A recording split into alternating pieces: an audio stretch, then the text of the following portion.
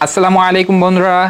গত এক বছর যাবত আমার কাছে বেশি বাজিগার নেই, শুধুমাত্র এক জোড়া এবং টুকটুকি আছে।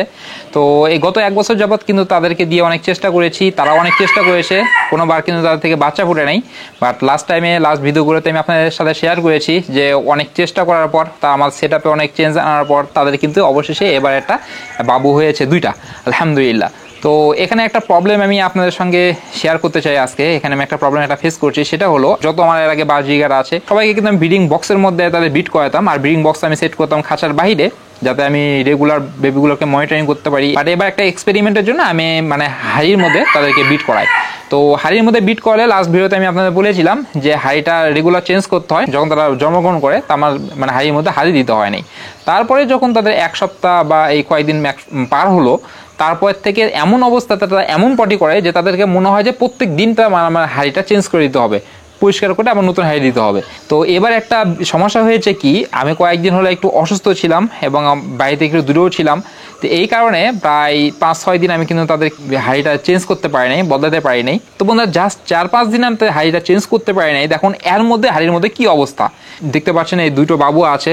তো ছোট বাবুকে সবার আগে আমরা দেখবো।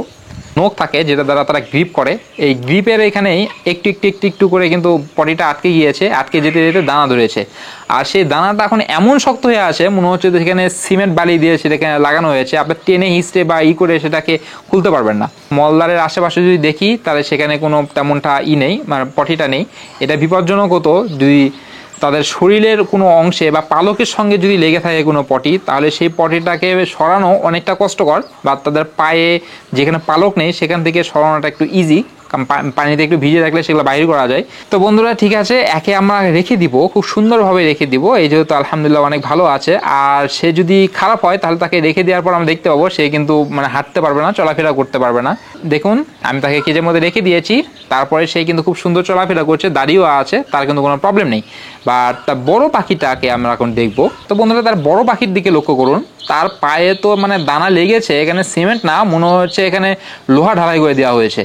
আর তার মলদারের অংশে সেখানে দেখুন একটা দানা ধরে গিয়েছে। তো এটা কিন্তু বন্ধুরা খুব বিপজ্জনক। পাখির পালকের সঙ্গে যদি পটিটা লেগে যায়, সেই পটিটা তোলাটা কিন্তু অনেক কষ্টকর হয়ে যায়। তো আজকে এই ভিডিওতে আমি দেখাবো যে আপনারা এই পটিগুলোকে কিভাবে পরিষ্কার করতে পারেন। তো সবার আগে একে আমরা কেজের মধ্যে ছেড়ে দিয়েই রাখবো, দেখবো কি সমস্যা। দেখুন ছোটটা কিন্তু চলাফেরা করতে পারলো, বড়টা কিন্তু চলাফেরা করতে পারছে না। তার কারণ হলো তার মলদারে যেই মলটা লেগে আছে সেটাকে সে বসিয়ে ফেলেছে তাকে ভারে। তো বন্ধুরা সবার আগে আমরা এখন একটা কাজ করবো, এই পটিটা পরিষ্কার করব।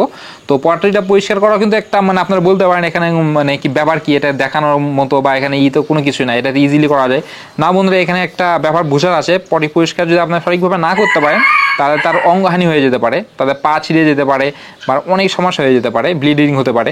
আমি একটা ধৈর্য নিয়ে কাজটা করতে হবে। আর যখন এটা একটু দেখবো যে নরম হয়ে আসছে, তখন এটার মধ্যে একটা হালকা করে প্রেস করব, তাহলে কিন্তু এটা দুই অংশ ভেঙে যাবে। তখন আস্তে আস্তে আস্তে আস্তে সেটা বাইরে করে নিয়ে আসবো। যদি বন্ধুরা এখানে আমরা তাড়াহুড়ো করি, সেটা যদি টানতে যাই, তাহলে বাজিগার পাখির বাচ্চার যেই পাটা থাকে সেটা কিন্তু খুবই নাজুক হয়ে থাকে। একটু টানে কিন্তু সেটা ছিঁড়ে চলে আসতে পারে, আপনারা বুঝতেও পারবেন না। বাট পরবর্তীকালে দেখবেন যে বাজিগারের একটা পা নেই বা পায়ের মাথা নেই। আমি আগে বললাম যে তার পায়ে যদি কোনো পটি থাকে সেটা পরিষ্কার করা কোনো ব্যাপার না, কিন্তু তার পালকের সঙ্গে যদি লেগে থাকে পটিটা, সেটা সমস্যা হয়ে যায়। যেমন তার এই যে মলদারের উপরের অংশে এখানে কিন্তু একটা বহু বড় একটা দানা বিঁধেছে পটির। তো বন্ধুরা এটাকে আপনি যতই নরম করেন, যতই সময় নেন, তাদের ওই পালকে কিন্তু একটু টান পড়ে, তখন পাখিরা একটু বেশি লাফালাফি করে।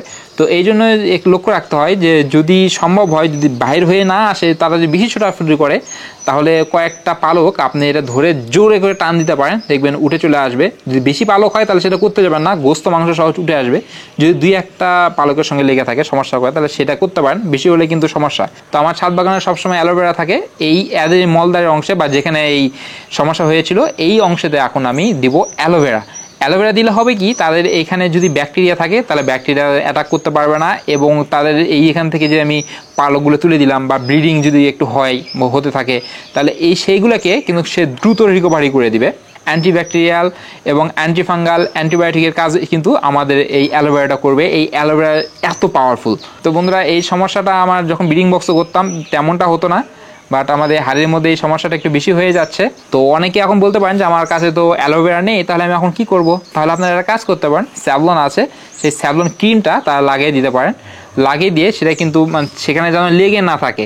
তারা হবে কি, তারা কিন্তু সবসময় সেখানে মুখ দেওয়ার চেষ্টা করে, এমনভাবে দিবেন তো হালকা পরিমাণ দিয়ে আবার একটু কোনো কাপড় দিয়ে, শুকনো কাপড় দিয়ে সেটা মুছে দিবেন, যাতে সেখানে না থাকে, তাদের মুখের মধ্যে না যায়। তো ঠিক আছে বন্ধুরা, আপনার এবং আপনার পাখির সুস্থতা কামনা করে আজকের মতো ভিডিও এখানে শেষ করছি।